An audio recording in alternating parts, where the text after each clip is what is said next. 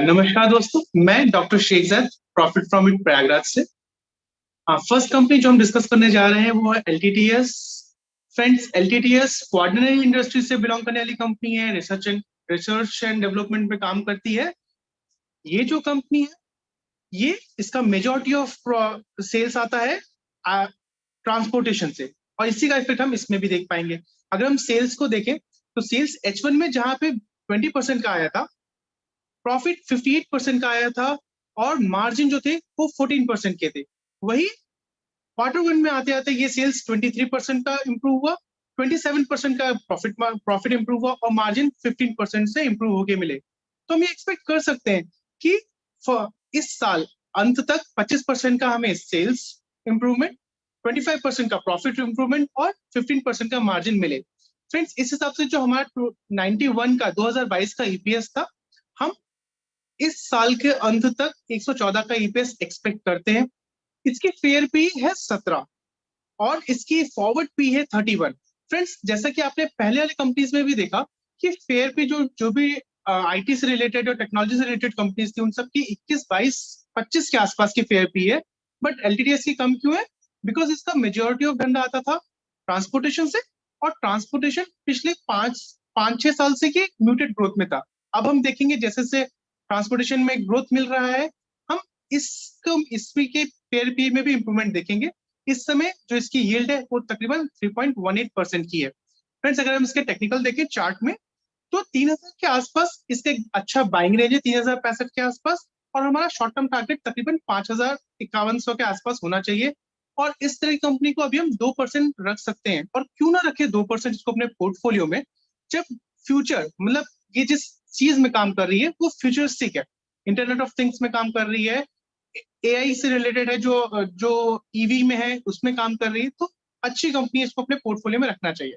Next company है ICICI Lombard general insurance. ICICI listed companies में general insurance अपना stand alone listed general insurance की इकलौती major company है। ये टॉप 3 में आती है अगर हम सभी जनरल इंश्योरेंस की कंपनी को देखें। अगर हम इसका जैसे बाकी आप एचडीएफसी लाइफ में भी देखे थे कि पिछले 2 साल बुरे गुजरे, उसी तरह से जनरल इंश्योरेंस के भी पिछले 2 साल बहुत बुरे गुजरे थे। यहाँ पे फिर भी सेल्स में हमने H1 में देखा था कि 24% का ग्रोथ आया, प्रॉफिट -21% रहा, और मार्जिन 11% रहा। वहीं पे हम इसको क्वार्टर वन आते आते देखा हमने कि 29% का हमें सेल्स ग्रोथ मिला, 18% का प्रॉफिट ग्रोथ मिला, और मार्जिन तकरीबन 10% का मिला। तो हम ये एक्सपेक्ट कर सकते हैं कि 2023 तक हमें 30% का सेल्स ग्रोथ, 30% का प्रॉफिट ग्रोथ, और मार्जिन तकरीबन 10% का मिले। इसका मतलब क्या कि 32 का जो ईपीएस 2022 में था, वो हम एक्सपेक्ट करते हैं कि इस साल के अंत तक 34 का ईपीएस हो जाए। इसका फेयर पी 43 का है, और हम ये अभी इसका फॉरवर्डेड पी 34 का है। मीन्स ये अपने फेयर पी से सस्ता मिल रहा है, बिकॉज प्रॉब्लम है इंश्योरेंस इंडस्ट्री में। इसका यील्ड इस प्राइस पे तकरीबन 3% का है। अगर हम इसके टेक्निकल के बारे में बात करें तो 1100 से 1300 का एक अच्छा बाइंग रेंज है।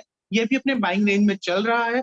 हमारा शॉर्ट टर्म टारगेट 1790 का होगा, और इस कंपनी का 2% पोर्टफोलियो शेयर होना चाहिए। नेक्स्ट कंपनी जिसके बारे में हम बात करेंगे वो है Godrej consumer product. Godrej CP Indian multinational company है जो पर्सनल प्रोडक्ट में काम कर रही है। इसका सेल्स ग्रोथ 15% का H1 में मिला, प्रॉफिट ग्रोथ 5% का, और मार्जिन 15% का था। हमने इन्फ्लेशन का इस कंपनी पे मार देखा और इस पूरे सेक्टर पे मार देखा, बट पर्टिकुलरली गोदरेज सीपी पे हमें बहुत ज्यादा मार देखने को मिला। एंड क्वार्टर वन में जहां पे 8% का सेल्स ग्रोथ मिला, प्रॉफिट -17% मिला, और मार्जिन 11% का मिला। तो हम ये एक्सपेक्ट कर सकते हैं कि फॉरवर्डेड मीन्स इस साल के अंत तक 6% का हमें सेल्स ग्रोथ मिले, -10% का प्रॉफिट ग्रोथ मिले, और मार्जिन 13% का रहे। फ्रेंड्स, इसके जो बाकी कंपनीज जैसे डाबर वगैरह, वो अच्छा वहां ग्रोथ मिला। बट गोदरेज ने जैसे इस अभी जो इन्होंने अपना नया अपडेट किया है, उसमें बताया कि इसके म्यूटेड ये सॉफ्ट ग्रोथ इसलिए है बिकॉज जो इसके पर्सनल प्रोडक्ट थे, पर्सनल केयर के प्रोडक्ट्स थे, जो होम केयर के प्रोडक्ट्स थे, उसमें इनको डबल डिजिट ग्रोथ नहीं मिला। तो हम ये एक्सपेक्ट कर सकते हैं कि इस साल Godrej life time high profit नहीं करने वाला है। तो फॉरवर्डेड ईपीएस जो 17 का 2022 में था, हम एक्सपेक्ट करते हैं कि इस साल 16 का रहेगा। इसका फेयर भी 29 का है, फॉरवर्डेड भी 57 का है। ये थोड़ा सा एक्सपेंसिव है। इस प्राइस पे अभी 1.8% का हमें यील्ड मिल रहा है। टेक्निकली हम देखें तो 732 के आसपास इसका एक अच्छा बाइंग प्राइस है। अभी शेयर करेक्शन पे है। जो लोग इस पे एसआईपी कर रहे हैं उसको धीमे धीमे इसको एक्यूमुलेट कर सकते हैं। हमारा शॉर्ट टर्म टारगेट तकरीबन 1102 का होगा एंड कंज्यूमर प्रोडक्ट की कंपनी का हमें 1.5% अपने पोर्टफोलियो में एलोकेशन करना चाहिए। नेक्स्ट कंपनी है टाइटन कंपनी।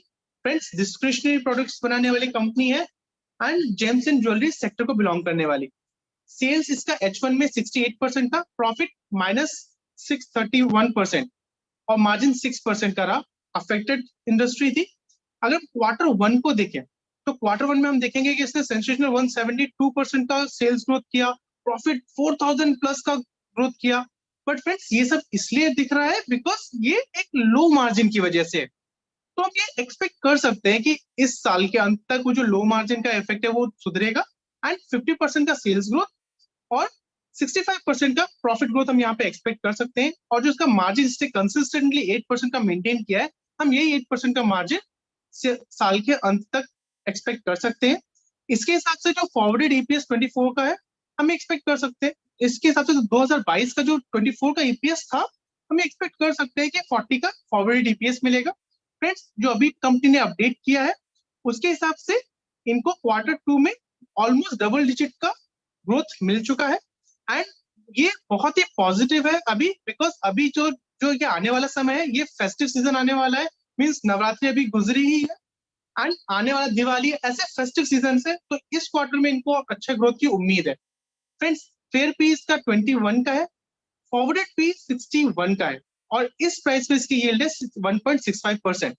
फ्रेंड्स, अगर हम इसका टेक्निकली देखें तो 1064 से 1064 से 1250 के बीच का एक इसका अच्छा बाइंग रेंज है और हम आने वाले 2 से 4 साल में हम 5% तक का प्रॉफिट अपने 3500 से 4200 के बीच में बुक कर सकते हैं। इस तरह की कंपनी का हमारे पोर्टफोलियो में 3% का शेयर होना चाहिए। Friends, next company Motherson Sumi, जो अब जाना जाती है संवर्धना मदरसन के नाम से। Samvardhana Motherson international limited auto parts की सबसे बड़ी सेल्स करने वाली कंपनी है इंडियन लिस्टेड कंपनीज में। फ्रेंड्स, इस कंपनी में सबसे खास बात क्या है कि ये अभी तक इसने अपना सेल्स को मेंटेन किया हुआ है बट चूंकि ये ऑटो सेक्टर से रिलेटेड है डायरेक्टली, तो ऑटो का म्यूटेड जो फेज था वो इसको भी महसूस हुआ। H1 में इसने सेल्स में 30% का ग्रोथ किया, प्रॉफिट 0% का ग्रोथ था, मार्जिन 2% का मेंटेन था। आते आते ये 9% का इसने सेल्स ग्रोथ किया, -51% का प्रॉफिट किया और मार्जिन 1% का रह गया।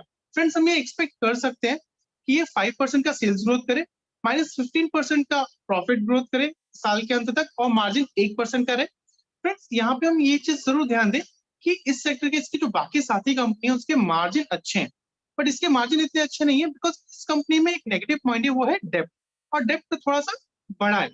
बट फ्रेंड्स, ये वो सेक्टर है जो कि अभी यू टर्न ले रहा है। आने वाला समय जैसे ईवी वगैरह में बढ़ रहा है तो यहाँ से इसको अच्छी ग्रोथ मिलने की उम्मीद है। तो जो फॉरवर्डेड ईपीएस हमारा 2000 जो लास्ट ईयर का 2022 का ईपीएस 3.3 था, हम ये एक्सपेक्ट करते हैं कि इस साल के अंत तक 2.8 का ईपीएस हमें मिले। इसका फेयर पी 28 का है और हम फॉरवर्डेड पी 36 का एक्सपेक्ट करते हैं। इस प्राइस पे इसका जो फॉरवर्डेड यील्ड है वो 2.6% का है। फ्रेंड्स, अगर इसका टेक्निकली हम देखें तो 60 टू 89 के बीच में अगर हमको ये मिलता है तो एक अच्छा ब्राइंग प्राइस होगा और शॉर्ट टर्म टारगेट हमारा 140 होगा। पोर्टफोलियो में इसका 0.5% का ही वेटेज देना है बिकॉज डेब्ट बर्डन वाली कंपनी है। साथ ही साथ यहाँ पे एक और पॉइंट है कि इसने रिसेंटली अपना 1:2 का बोनस इश्यू किया है। मींस ये अभी अभी अपना बोनस दे चुकी है अपने इन्वेस्टर्स को। राइट फ्रेंड्स, नेक्स्ट कंपनी है इसी मदरसन सुमी से, इसी मदरसन संवर्धना मदरसन से निकली हुई Motherson Sumi wiring India limited, मतलब MSWIL। ये अभी इसी साल रिसेंटली यहाँ से स्पिन ऑफ हुआ है इस कंपनी का, इसलिए इसका हमारे पास हिस्टोरिकल डेटा ज्यादा नहीं है बट एनुअली इसने 36% का सेल्स ग्रोथ दिया था, प्रॉफिट में 62% का ग्रोथ था और इसका मार्जिन अपनी पेरेंट कंपनी से बहुत अच्छा है, 7% का। इसका जो क्वालिटी है डेप्थ वाइज वो भी अपनी पेरेंट कंपनी से बेटर है। फ्रेंड्स, ये सिर्फ इंडिया में अपना अभी वायरिंग बिजनेसेस कर रही है एंड इसका जो मेन बिजनेस जो इसका मेन फोकस है वो हाई वोल्टेज वायरिंग हार्नेस बनाने पे है। क्वार्टर वन में इसका रिजल्ट हमें मिला था 50% का सेल्स ग्रोथ, 59% का प्रॉफिट ग्रोथ और 8% का मार्जिन। हम एक्सपेक्ट कर सकते हैं कि ईयर एंड तक हमें 50% का सेल्स ग्रोथ मिले, 50% का प्रॉफिट ग्रोथ मिले और 7% का मार्जिन मिले। तो इस हिसाब से जो 1 का ईपीएस हमें 2022 में मिला था, हम एक्सपेक्ट कर सकते हैं कि फॉरवर्ड ईपीएस ऑलमोस्ट 2 का होगा। फ्रेंड्स, इस कंपनी का हमें फेयर भी नहीं मिल रहा है, बट ये हमें एक्सपेक्ट कर सकते हैं कि इस कंपनी का जो फेयर भी होना चाहिए वो ऑलमोस्ट 25-30 के अराउंड होना चाहिए, बिकॉज हाई ग्रोथ की इंडस्ट्री से बिलोंग करती है। बट इसका फॉरवर्ड भी इस प्राइस पे 44 का है और इस समय इसकी यील्ड है 2.3% की। टेक्निकली हम देखें, अगर हम इस कंपनी में इन्वेस्ट करना चाहते हैं तो अराउंड 65 to 75 ये एक बहुत अच्छा बाइंग रेंज है और शॉर्ट टर्म हम 123 का टारगेट रखते हैं। पोर्टफोलियो में इसको हम 1% तक रख सकते हैं। नेक्स्ट कंपनी है मैप माई इंडिया मीन सीई इंफोसिस्टम। ये नई सेक्टर की कंपनी है। ये सेक्टर अभी अभी इंडिया में खुला है। मैपिंग से जो रेगुलेशंस जो अभी चेंज हुए हैं, इस वजह से इस सेक्टर में नई नई कंपनियां अभी काम करना अच्छे से शुरू करी है। 9 मंथ से हमको इसका रिजल्ट मिला है। 9 मंथ में इसका सेल्स 36% का था, प्रॉफिट 63% के आए थे और मार्जिन 45% के थे। फ्रेंड्स, क्वार्टर वन में हमने देखा कि सेल्स 14% का आया, प्रॉफिट 4% का आया और मार्जिन 37% के रहे। हम ये एक्सपेक्ट कर सकते हैं कि इसका फॉरवर्ड ईयर एंड तक 20% का सेल्स मिले, 5% का प्रॉफिट मिले और मार्जिन 38% का ये अपना मेंटेन रखे। इसका ईपीएस जो 16 का था, हमें एक्सपेक्ट कर सकते हैं कि ईयर एंड तक हमें 17 का ईपीएस मिले।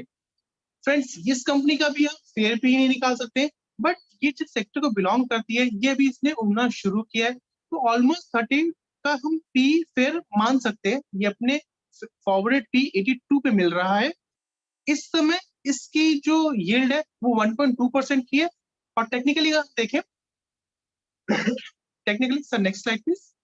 हाँ, टेक्निकली ये हमें 1100 से 1250 के बीच में अगर लेने को मिल जाता है, ये एक अच्छा बाइंग रेंज होगा और टारगेट इसका हमारा नियर टर्म का 2210 का है। पोर्टफोलियो में इसका 1% एलोकेशन सफिशिएंट होगा। Thank you sir, thank you Milan sir and thank you Piyush sir and thank you profit team. या थैंक यू जैद भाई, काफी आपने एक तो ज्यादा कंपनियों का रिसर्च किया है और ये मेहनत का काम था पूरा। सो काफी टाइम भी लगा रहेगा, एनर्जी भी, और आपने भी आपका बिजी शेड्यूल में से टाइम निकाल के ये सब रिसर्च किया, इसके लिए मैं आपको धन्यवाद देना चाहूंगा। और ये कंपनियां काफी इंपॉर्टेंट है, कुछ इमर्जिंग सेक्टर से और कुछ एस्टेब्लिश थी कंपनियां। तो ये जो कंपनियां हैं इसके ऊपर मैं पीयूष सर का एक एक्सपर्ट ओपिनियन देना चाहूंगा, ताकि जो हमारे ऑल इंडिया व्यूअर्स है उनको भी एक अच्छा व्यू मिल सके। तो पीयूष सर को मैं रिक्वेस्ट करूंगा कि ये जो 5-6 कंपनियां जैद भाई ने बताई है तो उसके ऊपर वो अपना एक्सपर्ट ओपिनियन दे। मिलिंद भाई, जैद Yes, भाई sir. ने जो ये कहावत लिखी है ना, being rich is having money, being wealthy is having time, तो जो टाइम मैनेज इन्होंने अपने प्रोफेशन के साथ किया है वो भी कमाल का है। कितनी कंपनी True, की यार, sir. मेरे को तो एक एक नोट करने में भी वो भी भूल गया पहली कंपनी कौन सी थी। नहीं सर। काफी काफी वंडरफुल। आपने जो ज्यादातर जो कंपनियां ली है मेरे ख्याल से, जैसे LTTS from emerging sector, right, आने वाले कल की इंडस्ट्री को ये ताल्लुक रखती है, थोड़ा ऑटोमेशन के, ऑटोमोबाइल की कंपनियों के साथ इसका लेना देना है। तो पास्ट 5 ईयर में थोड़ा कम ग्रोथ मिला है, पर हम इसमें तगड़ा ग्रोथ उम्मीद करेंगे। Debt free company, consistent margin, LNT जैसा बैकअप, और क्या चाहिए। करेक्शन मोड में है, डेफिनेटली एक्यूमुलेट करना चाहिए। आपकी दूसरी कंपनी है ICICI। इंश्योरेंस हमने पहले ही बताया, इंडिया के फास्टेस्ट ग्रोइंग सेक्टर में दूसरा नंबर इनका लगता है। तो इंश्योरेंस लाइफ हो या जनरल, ये जरूरी है और ये तगड़ा ग्रोथ देगा। दोनों ही इंश्योरेंस करेक्शन में है, क्योंकि क्लेम ज्यादा आने के कारण प्रॉफिटेबिलिटी टूटी हुई थी, पर दोनों में सेल्स डिमांड तगड़ी है। ये भी करेक्शन में है, ये भी एक्यूमुलेट करे। गोदरेज कंज्यूमर तो पिछले तब से करेक्शन में, जब से इंडिया निकल पड़ा है स्वच्छ अभियान पे। हर एक के घर मेरे ख्याल से वो आता होगा बजाता हुआ, कचरे वाला आया, कचरा निकाल। तो मच्छर ही कम हो गए।